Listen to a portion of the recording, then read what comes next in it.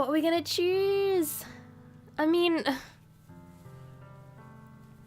this is really difficult because you can like love your best friend to pieces, but she might take it in the wrong way. And I feel like it's probably not best to lie at this point. So I feel like I'm just gonna have to say, oh, I don't know. I don't know if I want to date any of these girls. They're all getting a bit weird. Okay, I don't know if professing my love for someone who's severely depressed at this point is going to help, so I feel like just being a support for them is probably better. So, you'll always be my dearest friend. What you need most is for things to be like they've always been. Monica told me the truth. She told me how much happier you seemed after I joined the club. I know you're struggling with really difficult feelings right now, but please trust me that I know what's best. And will make you happy in the end. I promise I'll help get things back to the way they were. I see. That is not her voice, but Sayori forces a smile through an incredibly pained expression. Is this what it feels like to get stabbed in the chest? I should write a poem about this. Sayori. It's okay. This is just my punishment. Remember? Maybe I didn't say the right thing. I mean, she can't. This is very selfish of her. Okay, I am actually starting to believe that, like, slightly. It's kind of annoying. She can't make you feel so bad, like, because you're not in love with her, I guess. Like, that is very selfish. So it's difficult. Please don't worry about these stupid feelings. I know you're right. I knew this whole time that there's no happiness down that path. That's why I came here. Just so I could get the answer I needed to hear. And the other thing, you're also right that I just wanted to go back to the way it was. I realize that now. I keep thinking she has spotty shorts on, but it's just the background. You really do know me better than anyone, Kookiee. I trust you with anything. Anything at all. So, Sayori's smile finally breaks. All of a sudden, she turns around and drops to her knees. Ah! Clutching her head with both hands, she screams as loudly as she can. I'm so shocked that I don't know how to react. Sayori looks over her shoulder and flashes me one more weak smile before turning around and running off. Sayori! I'm left helplessly standing in the front of my house. Why am I feeling so horrible about this? There's nothing more that I could have done. The most I can do is support Sayori through her feelings and help her on the path that's right. But I'm having as much trouble understanding Sayori's feelings as she is.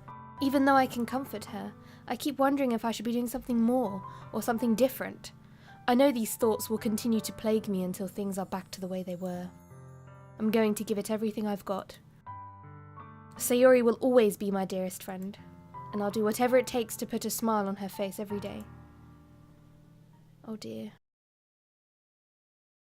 It's the day of the festival. Of all days, I expected this to be the one where I'd be walking to school with Sayori. But Sayori isn't answering her phone. I considered going to her house to wake her up, but decided that's a little too much. Meanwhile, the preparations for the event should be nearly ready. The banner Yuri and I painted is dry, and I gently roll it up to take it with me. She sent me a pleasant text reminding me not to forget anything, and I reassured her. Funnily enough, I probably feel the same way as Natsuki about the event. I'm more excited for it to be over so I can spend time with Sayori and Yuri at the festival. But knowing Monica, I'm sure the event will be great too. Kookiee, you're the first one here. Thanks for being early. That's funny, I thought at least Yuri would be here by now. Monica is placing little booklets on each of the desks in the classroom. They must be the ones she prepared that has all the poems we're performing. In the end, I found a random poem online that I thought Monica would like, and submitted it. So that's the one I'll be performing. I'm surprised you didn't bring Sayori with you. Yeah, she overslept again. That dummy. You'd think on days that are this important, she'd try a little harder. I say that, but I suddenly remember what Sayori told me yesterday. And I suddenly feel awful, knowing it's not nearly that simple for her. I only said it because it's the way I'm used to thinking. But maybe I should have gone to wake her up after all. You should take a little responsibility for her, Kookiee. I mean, especially after your exchange with her yesterday. You kind of left her hanging this morning, you know. Oh dear. Exchange? You know about that? Of course I do. I'm the club president, after all. But, I stammer, embarrassed, oh dear. Did Sayori really tell her about it that quickly? About how I basically turned down her confession? That makes me really seem like the bad guy here. But I'm the one who knows what's best for her, right? Jeez. You don't know the full story at all, so don't worry. I probably know a lot more than you think. Oh dear. Eh? Monica is being as friendly as usual, but I felt a chill down my spine after hearing that. Hey, do you want to check out the pamphlets? They came out really nice. Yeah, sure. I grabbed one of the pamphlets laid out on the desks. Oh yeah, they really did. Something like this will definitely help people take the club more seriously. Yeah, I thought so too. I flipped through the pages. Each member's poem is neatly printed on its own page, giving an almost professional feel. I recognise Natsuki and Yuri's poems from the ones they performed during our practice. What's this? I flipped to Sayori's poem. It's different from the one she practiced. It's the one I haven't read before.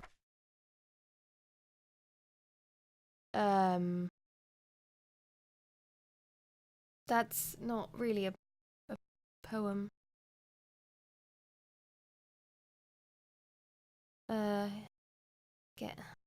Get out of my head. Get out of my head. Reminds me of Monster Inc., sorry.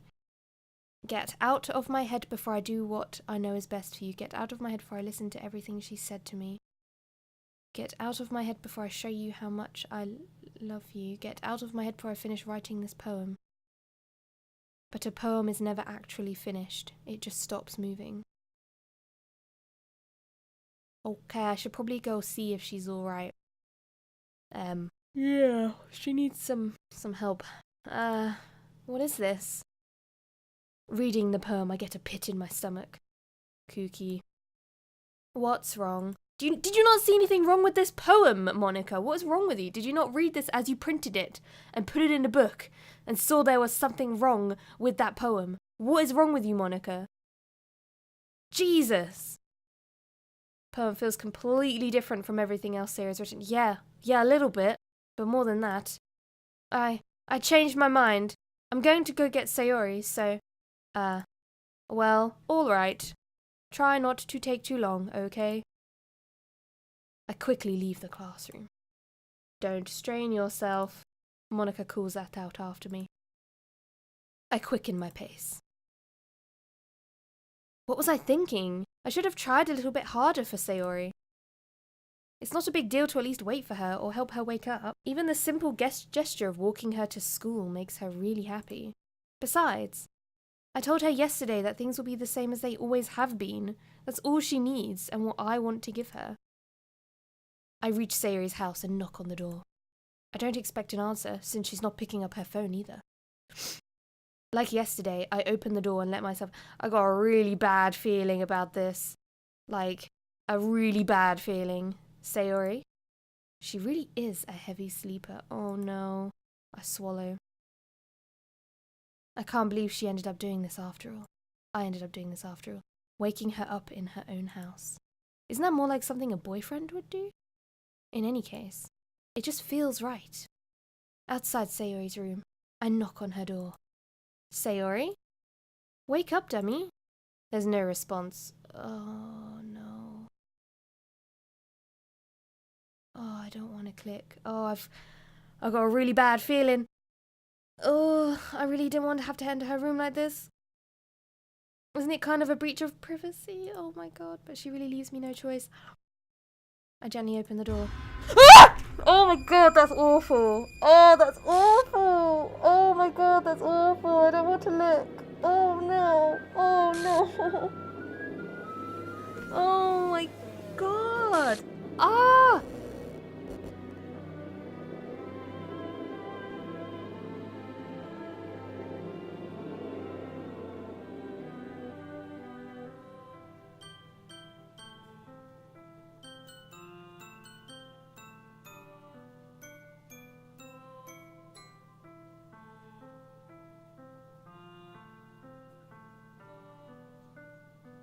An exception has occurred. File. See trace back text for details. What on... hang on. What? That's your response right now?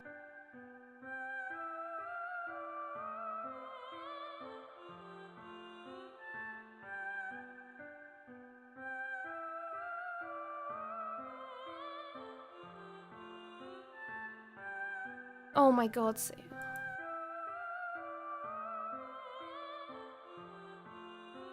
I can't even speak.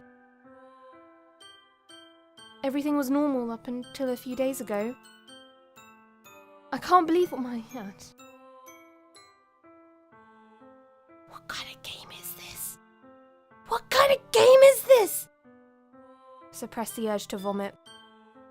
Just yesterday, I told Sarah I'd be there for her. I told her I know what's best and that everything will be okay. Then why? Why would she do this? How could I be so helpless? What did I do wrong? Turning down her confession? That has to have been what pushed her over the edge. Her agonized scream still echoes in my ears. Why did I do that to her when she needed me the most? It is my fault. My swarming thoughts keep telling me everything I could have done to prevent this. If I just spent more time with her, walked her to school, and gave her what I know she wanted out of our relationship, then I could have prevented this. I know I could have prevented this. Screw the literature club. Screw the festival. I just lost my best friend. Someone I grew up with. She's gone forever now. Nothing I do can bring her back. This isn't some game where I can reset and try something different. Fourth wall. I had only one chance and I wasn't careful enough. And now I'll carry this guilt with me until I die. Nothing in my life is worth more than hers, but I still couldn't do what she needed from me. And now, I can never take it back. Never, never, never, never, never.